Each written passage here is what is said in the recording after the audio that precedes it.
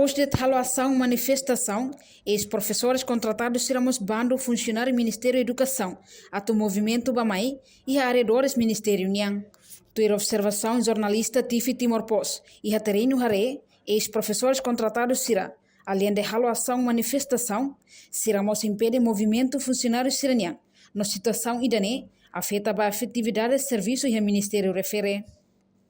No causa dos impedimento, né? Funcionário bara obrigado tem que hambric de tihaliur, labele tama e Ministério larang, também ex-professores sirane, taka portar meeting, enquanto funcionário balon sira duni fila.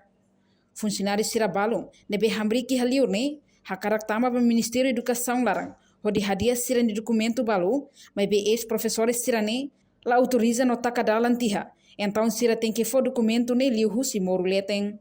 No husi tuku sanulo resing ida atau tama batuku sanulo resing rua media, penetele li husi unidade especial, no polícia patrulhamento, to iha fatin ho de haruka ex-professores sirane. Halo manifestação, tem que do se recinto Ministério da Educação niang, ho metro ato sida, mas be ex-professores sirane.